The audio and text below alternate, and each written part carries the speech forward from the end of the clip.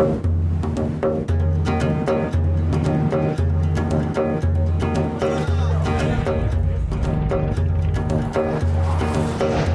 we are.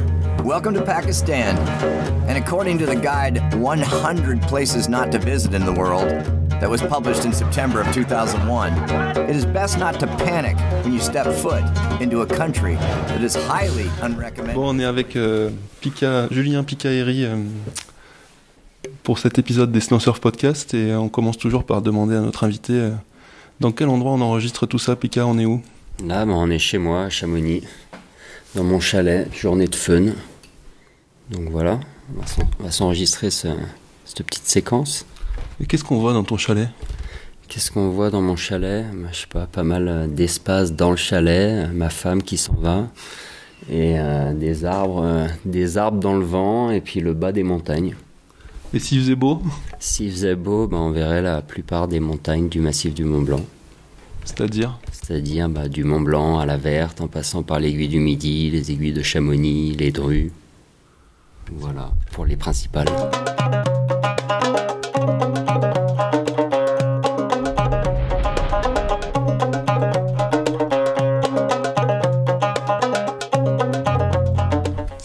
Tu me disais que c'est l'endroit où tu as grandi, c'est ça? Ouais, j'ai grandi juste à côté chez mes parents, là. J'ai eu la chance d'avoir un terrain ici et de pouvoir construire dans les bois, qui est un des beaux quartiers de la vallée. Et du coup, ça façonne, j'imagine, un peu ton snowboard? Oui, ça façonne mon snowboard. C'est sûr que quand je vois plein de face raids comme ça, juste devant ma maison, j'ai envie d'aller les skier plutôt que de rester sur des pistes bleues en fond de vallée. Et encore plus, toutes les lignes, j'ai envie de dire que je peux voir depuis chez moi, me donnent encore plus envie de les skier. Et est-ce que tu peux me dire comment ça a commencé pour toi le snow là? Tu te souviens de ta première journée sur un snowboard? Enfin, tes parents étaient riders, comment ça s'est fait pour toi?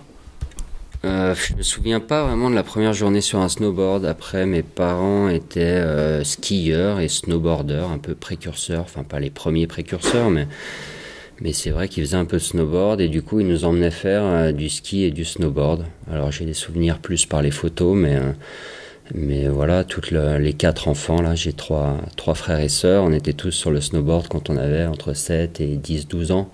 Donc, avec les fixations en alpin et plutôt le côté rigide du snowboard, mais on sautait déjà les bosses.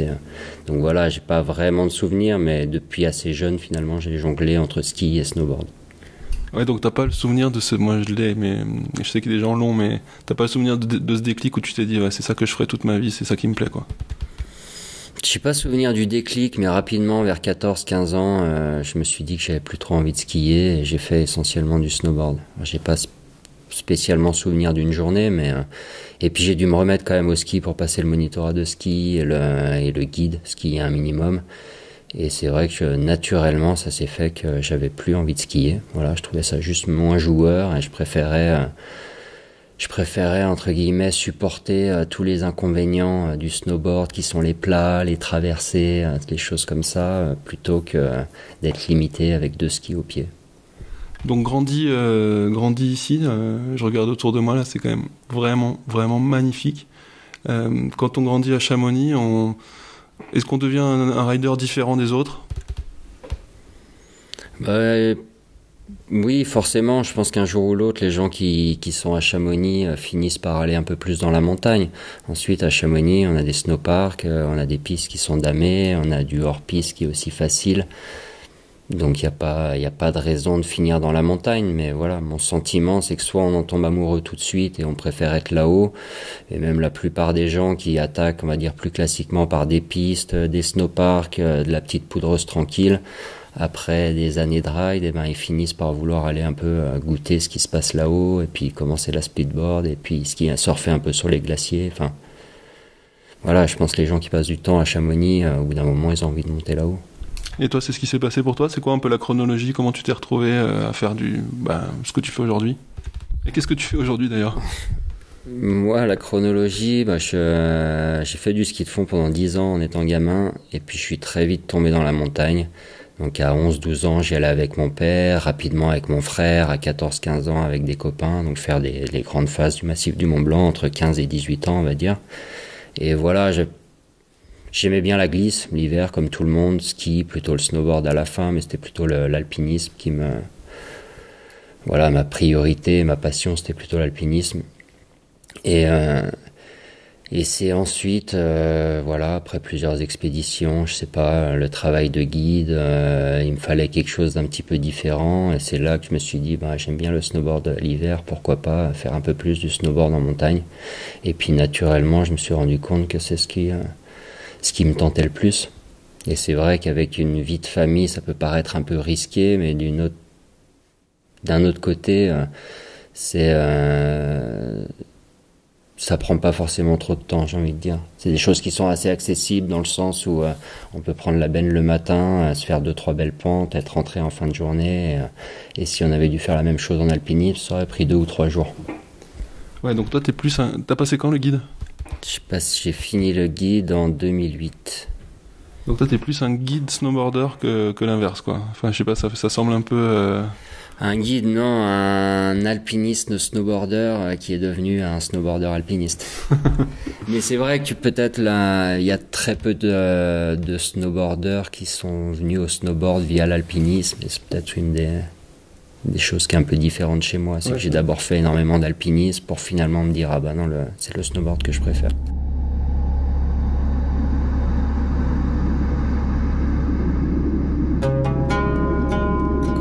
Un peu toutes les faces les plus raides du massif du Mont Blanc, dans des parois qui sont souvent plus ou moins verticales. Quand tu te retrouves sur une pente à 50 degrés avec ton snowboard, t'es quand même plus à l'aise que si c'est la chose la plus raide que t'as jamais grimpé avant de le skier. Donc oui, tout ce côté un peu amical avec la montagne, se sentir bien même dans des environnements des fois un peu glauques, c'est sûr que l'alpinisme l'a amené. Et puis encore plus toutes les expéditions en Himalaya, à passer plusieurs jours dans la montagne, loin de la civilisation. Donc forcément après on se sent un peu plus à l'aise dans les pentes à 45-50 degrés. Sans dire que c'est non plus les vacances, mais le fait d'avoir connu beaucoup plus raide, pour beaucoup plus longtemps, plus austère, voilà, finalement le snowboard, ça reste un endroit où on n'a pas le droit à l'erreur parce que chaque virage, on est obligé de le réussir. Mais ça reste un laps de temps assez court dans la montagne, finalement. Ouais, comparé à des expés ou... Comparé à des expés ou même des grandes faces nord où c'est vite 15 heures d'escalade ou des choses comme ça. Enfin, je veux dire, quand on prend l'extrême là, de descendre le Mallory, on fait ça dans la matinée, on vit 2 petites heures d'adrénaline et puis on rentre à la maison.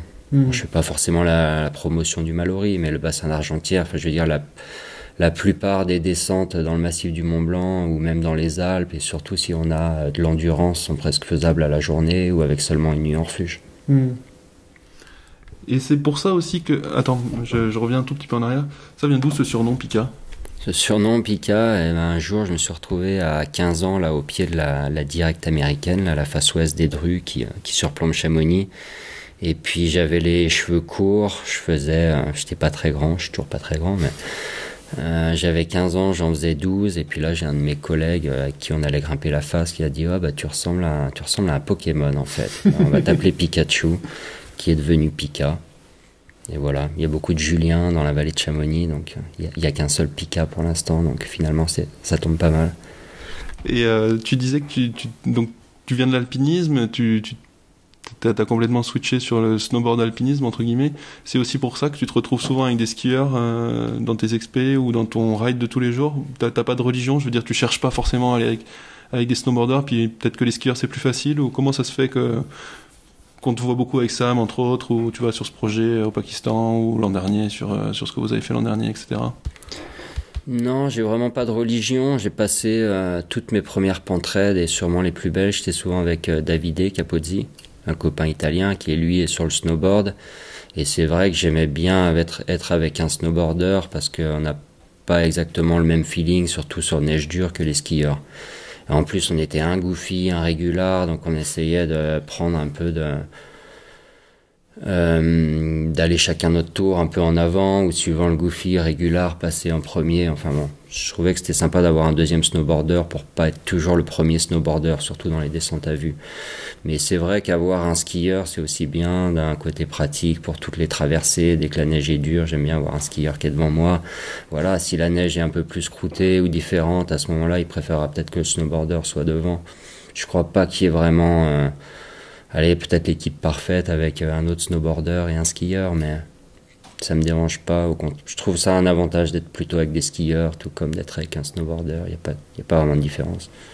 C'est juste que tu t'es bien trouvé avec ça, mais que du coup ça colle. C'est juste que ouais, on a des affinités à un certain moment avec certaines personnes et que voilà, là je passé beaucoup de temps avec Sam, en tout cas surtout sur les projets vidéo, mais voilà, si demain je dois aller faire une belle descente, je vais plutôt regarder l'affinité en premier plutôt que savoir si c'est un skieur ou un snowboarder ou un télémarqueur ou un snowblader. Ah, je te vois bien dans le Mallory avec un snowblader. Ouais, ça reste à faire. Et le Pakistan, alors pour revenir au cœur du sujet de ce podcast, c'est pas la première fois que tu y vas. Non, le Pakistan, j'y suis allé en 2007 la première fois, à l'automne. Et j'ai eu la chance de grimper le Latok 3, là, qui est une montagne à presque 7000 mètres. Et voilà, on a eu 10 jours de grand beau temps, passé 6 jours tout seul dans la montagne, à 2 là, avec Rock Malnuit. Et c'était juste une ascension incroyable, les conditions, on n'a pas pu rêver mieux, de la glace au milieu de granit orangé, enfin voilà, je pense qu'on a eu la chance des débutants, on l'a poussé aussi un peu la chance, mais voilà, une expérience incroyable, et en plus de ça, les gens, enfin je veux dire, rentrer de ce premier voyage au Pakistan, j'avais qu'une envie, c'était d'y repartir. Donc 8 mois plus tard, rebelote pour 2 mois... Et à ce moment-là, sur les conseils notamment de Yannick Gradiani, là, on a décidé d'aller skier pour s'acclimater dans un premier temps dans cette vallée des Hunza que j'avais brièvement visitée l'année d'avant, avant de partir ailleurs pour faire de l'alpinisme. Et donc c'était encore l'époque des snowboards et des skis d'approche. Mais on a passé quand même 3 semaines dans la vallée des Hunza, là, autour de Karimabad, à faire du très bon ski. Tu veux dire l'époque des snowboards, il n'y avait pas encore de split, tu veux dire? Ouais, l'époque des snowboards, il n'y avait pas encore de split, donc ouais, ski d'approche ou raquette ou... Mais t'étais quand même en snow? Mais j'étais quand même en snow, malgré que je sache skier. Donc ça prouve quand même une certaine passion pour le snowboard. Ouais, c'est ça, parce que si t'as passé le guide et le monitorat, c'est que t'es solide sur tes lattes, quoi. Tu pourrais très bien te dire, bon allez, je vais pas m'embêter. Ouais, je pourrais pas m'embêter, mais je savais aussi que je me ferais moins plaisir, donc voilà, donc reparti en snowboard avec des skieurs et des snowboarders pour 3 semaines et après parti une équipe de 3 là sur le glacier de Charakusa, voilà, qui est un peu plus vers le K2 on va dire, où on a eu un peu moins de chance avec la météo cette fois-là, mais bon, voilà, de nouveaux revenus et qu'une envie c'était de repartir là-bas, donc rebelote l'année suivante avec de nouveau 3 semaines de ski pour s'acclimater, où j'ai emmené ma femme aussi, des copains, et puis alpinisme derrière, où la météo, pareil, on n'a pas été spécialement chanceux, mais on a été retourné vers les Latok, là, essayer de faire une voie sur le Latok 2, qui aurait été faite par des amis d'ailleurs quelques années plus tard. Et donc voilà, 3 super expériences au Pakistan, plutôt axées sur on va dire sur l'alpinisme, mais avec déjà un premier petit goût de ski.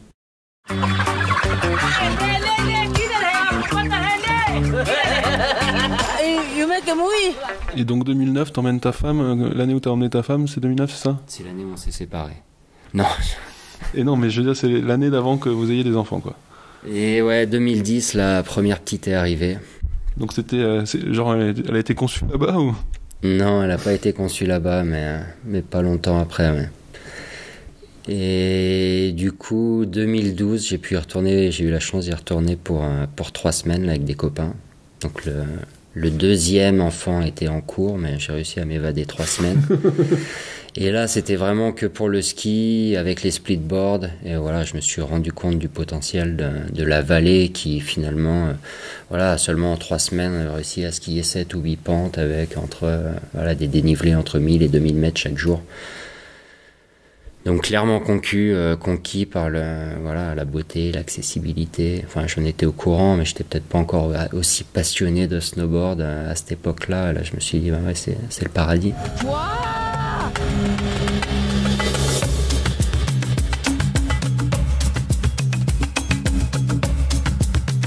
Et là, t'étais déjà chez Jones, t'avais déjà les premiers splits Jones. Ouais, exactement. Que t'as traîné au Pakistan quasiment. Que j'ai traîné au Pakistan, ouais.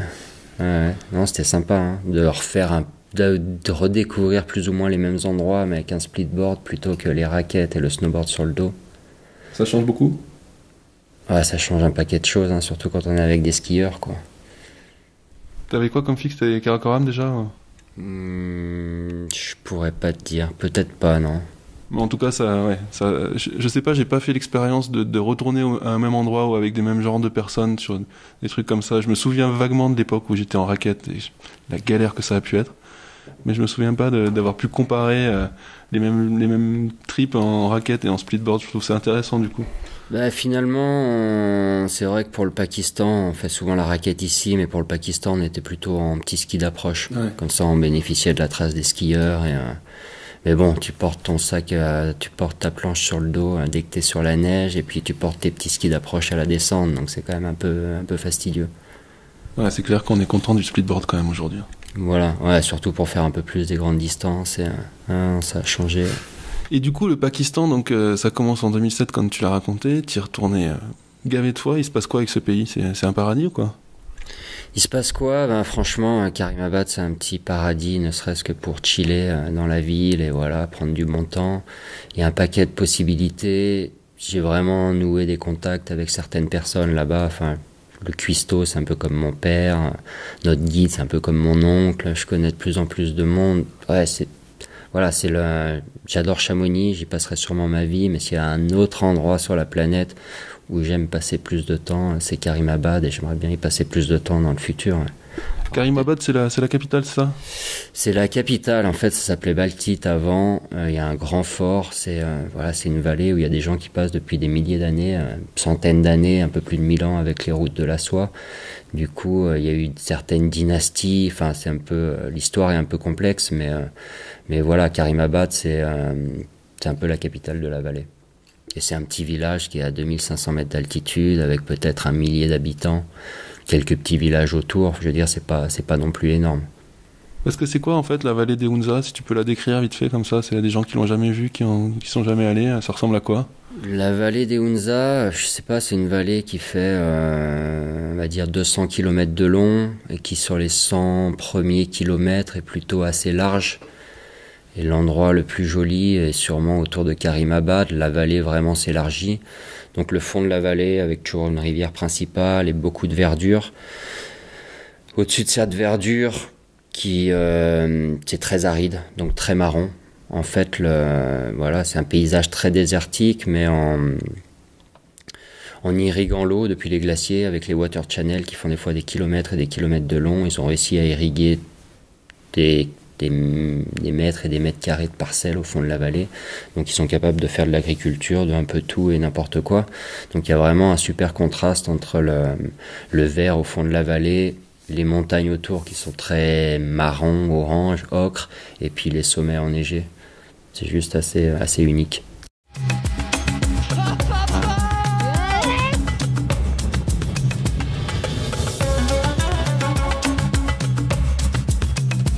Qu'on pouvait rider quasiment à 2 heures du village, quoi.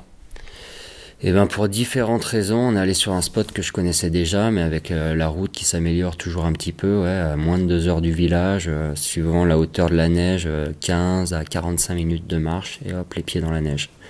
Et à cet endroit-là, il y a au moins 30 lignes différentes à faire. Le sommet principal est à 5006. Départ à 3002, sommet à 5006. Ouais, c'est pas exactement la même que dans les Alpes, quoi. Ouais, c'est pas la même, mais il y a une multitude de runs à faire à 4000, à partir de 4002, 4005, 4008, 5000. Et alors la genèse de ce film Hunza, dont tu m'as montré des extraits là avant qu'on s'asseye pour discuter, c'est quoi? Comment c'est parti de quoi? D'une discussion avec Sam un soir, ou c'est plus vieux que ça part de ton premier trip là-bas, t'avais envie de filmer, enfin, c'est quoi la genèse de ce film? Comment ça s'est passé? Non, j'ai toujours un petit peu filmé là-bas quand j'étais au Pakistan, mais pas avec les mêmes moyens, mais je faisais souvent les montages, mais j'étais quand même un peu... Non, la genèse, c'est que moi j'ai toujours eu envie de retourner là-bas, et depuis que je passe beaucoup de temps avec Sam, depuis 3 ans, on a souvent parlé du Pakistan, donc il s'est bien rendu compte que ça me branchait, lui directement, quand je lui ai parlé de ça, je me suis rendu compte aussi que c'était quelque chose qui lui ferait plaisir, qu'il avait déjà avant imaginé aller au Népal ou d'autres choses. Et puis les projets Voilà, le projet suivant, c'était pas le moment d'y aller. Et puis on s'est dit, voilà, le printemps dernier, il s'est trouvé que c'était le bon moment. Donc 1 an avant, on a commencé à s'organiser, à trouver une équipe, à essayer de trouver un peu des budgets, voir comment on pourrait s'organiser. Et puis à partir de ce moment-là, on a un peu plus décidé comment on voulait faire le film. Mais voilà, c'était plus des discussions quand on était dans la montagne, à parler de tout et de rien. Et puis le Pakistan est souvent revenu dans les discussions. Et puis on savait qu'un jour on irait faire un film là-bas. Et du coup, c'est quand même pas, comme tu disais, c'est pas vraiment du ski porn. Comment tu décrirais ton film là? C'est pas du ski porn, même si il y aurait moyen de faire du ski porn là-bas. Non, le film, je suis assez content de comment il va sortir. Là, il a un côté assez documentaire quand même. Donc voilà, j'ai parlé de cette vallée des Hunza qui est incroyable, mais finalement le plus incroyable, c'est peut-être les gens qui l'habitent. Voilà, c'est une mixitude de différentes populations pendant plus d'1 millier d'années. Donc on voit des gens, ils sont tous un petit peu différents, ils ont tous des souches un peu différentes. Et puis surtout, ils sont très respectueux de la nature. Voilà, ils vivent ils vivent chacun de leur petit potager. Forcément, avec le modernisme, il y a des magasins, ça amenait des voitures, ça amenait du confort. Ils veulent goûter un peu au confort, mais voilà, dans l'idée générale, ils sont encore très respectueux de la nature. Il y a une entraide qui est incroyable, autant au niveau familial qu'amical, que juste. Donc voilà, c'est des gens qui sont quand même assez uniques. Ouais, et puis on voit beaucoup de sourires dans les extraits que j'ai vus là, j'ai l'impression. Beaucoup de sourires, voilà, leur religion, ils sont pas vraiment très pratiquants, ils sont ismaélis, donc c'est même pas vraiment de l'islam, ils sont pas tout à fait musulmans. Donc beaucoup de sourires, on voit beaucoup les femmes dehors qui travaillent, enfin il y a moins de distinction entre l'homme et la femme, on voit beaucoup les enfants, non, c'est vraiment très agréable. Et comment ils voient ces gens-là, et comment ils voient les mecs comme nous là qui arrivent avec des splitboards, des skis, des caméras eux, je veux dire, ils ont pas du tout de culture de la glisse, c'est des montagnards, mais c'est pas du tout une culture du ski quoi. Non, c'est vrai qu'ils n'ont pas une culture du ski. Après, il y a une petite station de ski à 2 heures de route, qui est une station militaire, mais qui s'ouvre un tout petit peu au public. Il s'appelle comment? Naltar. Ouais. Et je viens de prendre contact avec un Pakistanais là sur Instagram, qui est un des seuls snowboarders pakistanais. Il fait du snowboard à Naltar et... Génial, on mettra le contact sous le podcast, je pense. Ouais, et donc si j'y retourne, là, j'aimerais bien le rencontrer, éventuellement faire 1 ou 2 journées avec lui. Mais donc voilà, il y a quand même cette petite remontée à Naltar, mais qui est pas très connue. Ensuite, ils ont vu Shimshal, qui est un peu au-dessus, a une petite réputation de ski. Il y a peut-être un groupe de skieurs chaque année depuis 30 ans, on sait pas. Et donc, ils ont déjà vu les skis. Ensuite, c'est vrai que des fois, quand on leur montre où on est capable de skier, ou l'année dernière, surtout en faisant le film, quand on a montré un peu les images aux locaux avec le drone et tout ça, ils croyaient juste pas que c'était chez eux, quoi. I hope you find some good place for skiing. Inch'Allah. Parce qu'ils ont quoi comme rapport avec les hauts sommets? C'est un peu un endroit où on va pas, en fait, ou... Non, c'est pas vraiment mystique ou religieux comme au Népal ou ailleurs. Il n'y a pas de sommet interdit, sauf quand on s'approche de la frontière indienne. Ils ont un certain respect. Voilà, je sais plus, le Rakaposhi, qui est un peu la montagne phare de la vallée, là, à 7700 mètres.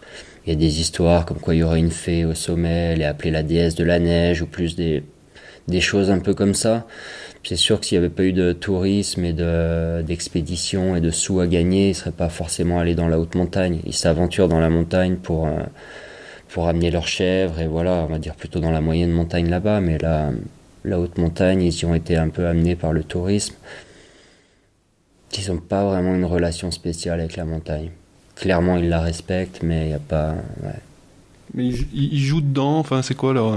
C'est un terrain de jeu aussi ou c'est... Ils vont aux cristaux, ils vont chercher les cristaux, donc à la dynamite, hein, comme... Mais quand on discute avec des cristalliers, pour eux le Pakistan c'est le pays le plus riche en cristaux dans le monde. Toi t'es cristallier, non?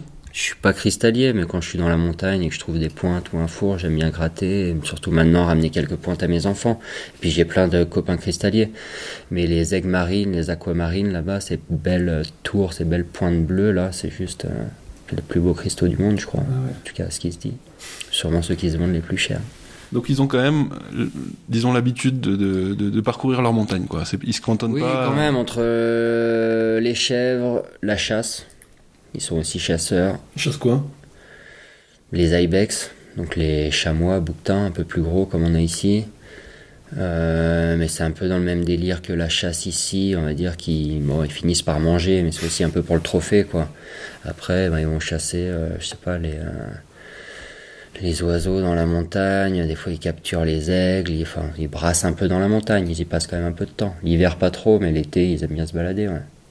Ils ont un certain feeling qui est presque un peu mystique avec la montagne, pas forcément avec le nom des sommets, la haute montagne, mais plus avec le temps qui passe dans la moyenne montagne et la nature en général. Un peu comme un moyen de se ressourcer. D'accord. Ils aiment bien, je pense que la plupart des gens là-bas ont l'habitude depuis qu'ils sont gamins, des fois de passer 2-3 jours dans la montagne, peut-être sans vraiment de but précis, mais voilà, juste passer du temps là-haut, quoi. Donc ils comprennent ce que vous venez faire en fait, ils comprennent pourquoi vous avez des pots de phoque et pourquoi vous allez monter, pourquoi vous allez descendre. Ouais, je pense qu'ils comprennent, on est plutôt bien accueillis en général. Hein. Et ça leur fait plutôt envie, je crois qu'il y en a qui s'y mettraient bien, si tu leur amenais des pots et des skis là-bas, les gamins ils aimeraient bien se faire ce genre de délire, ou c'est trop dangereux finalement et... C'est trop... c'est peut-être un peu trop complexe. Ils ont vraiment accès à aucun matériel, donc il faudra vraiment tout leur apporter d'ici. Imagine les gamins, tu leur amènes des skis cette année, puis l'année prochaine les skis et les chaussures sont trop petits, ou toi j'exagère un peu. Mais j'imagine qu'avec voilà, c'est un peu maintenant le tourisme est reparti sur la pente montante, tourisme local. Voilà, tous les gens de Islamabad, Lahore, autour, je te rends compte, je pense, essentiellement avec Internet, les réseaux sociaux, que c'est juste une petite pépite, la vallée des Hunza, donc il y a de plus en plus de tourisme local. Il semblerait quand même maintenant qu'avec cette fin de guerre avec les talibans, les Chinois qui régularisent un peu plus, qui contrôlent plus tout cet endroit-là, que le tourisme international va recommencer aussi doucement. Enfin voilà, ne serait-ce qu'en France, la région du Gilgit-Baltistan, donc toutes les montagnes du Karakoram, ne sont plus considérées comme zone rouge, mais sont passées en zone orange, ou peut-être orange plus, mais il y a déjà un petit pas en avant. Et au niveau du ride, alors on l'a évoqué, mais c'est des belles montagnes à rider. Il y a des très belles montagnes à rider. J'ai envie de dire que pour l'instant, on s'est contenté de rider plutôt les petites montagnes. Donc voilà, dans les petites montagnes, peut-être les lignes les plus raides, mais c'est vrai qu'en restant dans les petites montagnes, dans un premier temps, on a des approches qui sont pas trop longues. Donc pas besoin d'avoir des milliers de porteurs et de payer trop cher, même si c'est toujours sympa de donner des sous aux porteurs, mais ça reste quand même un gros coût. Et puis surtout, c'est une neige qui est pas trop affectée par le vent, donc on se retrouve très souvent dans des expositions plus ou moins nord, on va dire entre nord-est et nord-ouest, au-dessus de 4000 mètres, à trouver de la super poudreuse qui est plutôt stable, quoi. Là, un peu cette vieille neige poudreuse qui se leuffe un petit peu, mais qui est pas trop profonde à remonter et qui est plutôt pas trop dangereuse en termes d'avalanche. Et ça tombe régulièrement? Je veux dire, si j'y vais en avril, je suis à peu près sûr d'avoir de la bonne neige, ou comment ça marche la météo locale et la neige? Bah écoute, cette année, quand on est arrivé sur place, justement, on avait l'expé à Thomas, là, qui était déjà sur le glacier, et des nouvelles de Ilias Milirou, là, qui nous disait qu'il n'y avait pas un peu de neige et que jusqu'à 4002, tout était sec. Donc j'ai reçu ce message quand on était sur la route pour aller dans les montagnes, et voilà, clairement dans les Hunza, s'il n'y avait pas eu de neige jusqu'à 4002, ça allait être compliqué. Et puis en arrivant sur place, finalement la neige était plutôt entre 3000 et 3008 suivant les expositions. J'avais suivi un peu la météo, la fin d'hiver, j'avais vu que c'était sec, les gens sur place nous ont dit que c'était un hiver exceptionnellement sec. On est arrivé sur place, certes il a neigé pendant 4 jours, mais même avec un hiver sec, il y avait plein de possibilités. Voilà, il faut comprendre que dans un hiver sec, les routes seront a priori plus accessibles, alors que dans un hiver très enneigé, on sera peut-être plus embêté, plus dans l'approche vers les camps de base que vraiment après pour skier. Donc j'imagine que oui, chaque année, même en mars, il doit y avoir moyen de skier plus tôt, plus bas en altitude et de faire des choses, mais aller plus haut en altitude, juin skier à 7000, juillet skier le K2. Finalement, pour des amoureux de la glisse, je pense que du mois de mars jusqu'à fin juillet, il y a du beau ski à faire au Pakistan. C'est beau ce que je dis là. On parlait de la famille tout à l'heure, c'est comment et t'en as parlé aussi du risque en tant que guide de montagne. Est-ce que ça change ton ride? Et bon, toi, c'est un petit peu particulier. Je pense que t'es plutôt parti dans le snowboard parce que c'était moins risqué. Mais comment tu le vis ça par rapport à ta famille que tu laisses quand même quand tu pars faire des expés comme ça? Il y a quand même un vrai aspect danger. Je veux dire, vaut mieux pas se faire mal, j'imagine, quand t'es loin comme ça.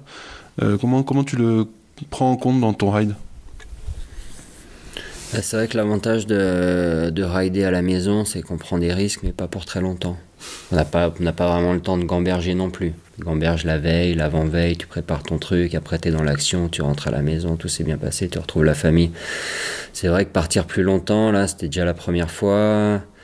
Avec des enfants de 6 et 8 ans, c'est un peu dur d'un point de vue affectif, pour eux comme pour moi. De passer 5 semaines au Pakistan, on a un peu plus le temps de gamberger. De nouveau, l'avantage, c'est que là-bas, on a beaucoup skié à la journée, enfin, comme on skie, comme on fait du ski de manière générale, comparé à une expédition un peu plus classique, où on va passer 4 semaines sur un camp de base, et on sait que quand on s'engage dans la montagne, on s'engage pour des fois 48, 72 heures, une semaine, où là, oui, le bulletin météo, tout ça, tout l'affectif prend un peu plus d'impact.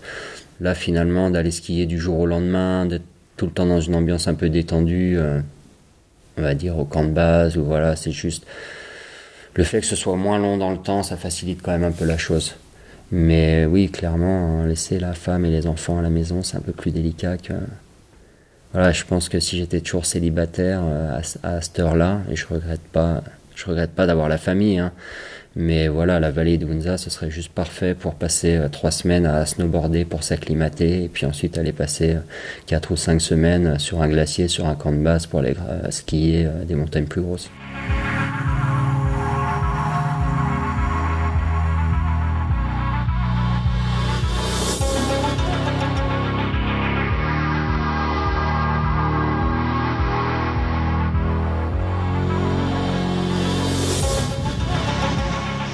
C'est la première fois que j'ai réalisé la grandeur juste de cette chaîne de montagnes, voilà, de tout ce qu'il y a, c'est 50 fois les Alpes. Jusque-là, j'étais souvent focus sur un ou deux sommets, je me rendais compte que c'est grand, mais là, je me suis rendu compte que quasiment d'Islamabad jusqu'à la vallée des Hunza, tous les 15-20 km, il y a une vallée qui part à gauche, une vallée qui part à droite. Ces vallées, elles se ramifient de nouveau. Donc, je sais pas combien il y a de sommets au-dessus de 6000, peut-être au moins 1 millier. Il y a plus de 100 sommets au-dessus de 7000. Enfin, je veux dire, c'est juste... Et voilà, et même en termes de ski... Bon, ce qu'a fait Andrei au K2, c'est incroyable. Et il y a quelques belles lignes qui ont été faites, mais quand on voit ce qu'on arrive à skier dans les Alpes, retranscrire ça au Pakistan dans des lignes de 2000, 2500 mètres de dénivelé à 6000, 6500 mètres, il y a un potentiel qui est juste dingue. Et autant en alpinisme, il y a beaucoup de choses qui ont été faites, il reste plein de choses à faire, mais ils ont déjà quand même bien poussé la chose. Autant je trouve qu'en ski, snowboard un peu extrême, il n'y a rien qui a été fait. Mais la mauvaise chose, c'est qu'on voit plein de belles photos de loin avec des super pentes et on se dit ouais, ça c'est incroyable. Et puis plus on rapproche notre nez de la montagne et plus on se rend compte qu'il y a des séracs qui pendent à droite à gauche, des énormes champignons de neige. Enfin voilà, plein d'aléas qui font que finalement... il y a seulement 5 ou 10% de ce qu'on pourrait voir de loin sur des belles photos qui est finalement rideable, en tout cas en prenant un risque à peu près mesuré. C'est marrant, c'est exactement ce que m'a raconté Thomas sur son expérience au Pakistan. Donc voilà, on allait visiter un moment une vallée que j'ai trouver sur Google Earth. On a même, en ayant fait un repérage au drone la veille avec un peu la mauvaise visibilité, le lendemain on s'est retrouvé en plein milieu du run à 5005 et on voyait les champignons au-dessus de notre tête. Il était 10h du matin ou 8h du matin, mais il faisait déjà chaud. On s'est dit mais qu'est-ce qu'on fait? Comment on a pu zapper ça hier, quoi? Et puis bon, on a fini par redescendre, mais voilà, trouver la belle ligne sans trop de danger objectif, parce qu'on est quand même bien obligé d'accepter un minimum de risque quand on est là-bas, mais ça devient plus compliqué. Mais en tout cas, ça laisse rêveur. Et pour terminer, tu es un rider Protector Winter France quasiment depuis la fondation de la branche française. Tu es dans la Rider Alliance, tu rides aussi pour Jones, qui est quand même le fondateur de Protector Winter. Comment tu combines ça avec ce genre de trip quand même très lointain en avion? Comment tu gères ce côté écolo que tu as clairement, hein? Déjà, je le gère dans un sens où je voyage quand même assez peu. Donc voilà, je suis amoureux du Pakistan. Là, c'était l'occasion de faire un film. C'est vrai que quand je suis à la maison, j'essaye de guider plutôt mes clients dans la vallée parce que ça a un côté sécuritaire, mais aussi parce que ça évite d'aller faire des kilomètres et des kilomètres de route. L'été, j'essaye aussi principalement de passer l'été ici. Je fais un peu de vacances avec la famille, mais j'évite d'aller à l'autre bout de la planète. Je l'assume dans le sens où, voilà, on part là-bas pour faire un documentaire, déjà pour promouvoir le Pakistan, qui est un pays qui est dans mon cœur. Et puis voilà, aussi pour promouvoir les montagnes, un style de vie que les Pakistanais, que les Hunza ont là-bas, qui est quand même très écolo, mais surtout voilà, ils ont un attachement avec la montagne, la nature qui est assez unique. Donc voilà, que les Européens, les Occidentaux puissent aussi ouvrir un peu les yeux sur ces gens qui sont pauvres mais qui vivent en harmonie avec la nature. Et puis voilà, on s'est mis d'accord avant de partir, on a décidé de reverser une compensation carbone sur notre voyage. Donc on calcule un peu notre empreinte carbone sur tout le voyage, et puis ensuite on reverse une compensation à une association qui offre pour le bien de la planète, type 1% pour la planète, ou voilà, on n'a pas encore décidé, ça a été compliqué de choisir, mais clairement quand on est parti, c'est quelque chose qu'on voulait faire et qu'on voulait promouvoir après. Et donc Pakistan, j'imagine que tu y retourneras, mais c'est quoi, qu'est-ce que t'as dans les cartons pour cet hiver là? C'est quoi la suite? La suite, c'est attendre la neige déjà. Ensuite... On en voit déjà pas mal de tes fenêtres. Ouais, il y en a toujours, j'imagine, mais là, c'est quand même très beau. Ouais, ça a été incroyablement enneigé l'hiver dernier, incroyablement sec pendant 4-5 mois cet été. Là, les montagnes tombaient en ruine à la fin de l'été. Donc là, on a eu une première petite couche de peinture, donc c'est sûr que ça fait plaisir. Mais voilà, on attend un petit peu plus de neige. Après, il va falloir que je travaille comme guide, parce qu'il faut bien nourrir la famille. Et puis on verra ensuite dans l'hiver, toujours un peu à l'affût des conditions pour faire quelques lignes que j'ai repérées ou des lignes qui sont plutôt en début de saison. C'est vrai que de plus en plus l'engouement pour le ski de pentraide, c'est une bonne chose, mais ça apporte quelques inconvénients sur la fréquentation, les choses comme ça. Clairement, le mois d'avril, ça semble être la meilleure saison à Chamonix, surtout en termes de qualité de neige. Bon, il y a beaucoup de lignes qui sont faisables, qualité de neige, mais voilà, je crois que la fréquentation risque de me pousser à passer un nouveau mois d'avril loin de la vallée de Chamonix.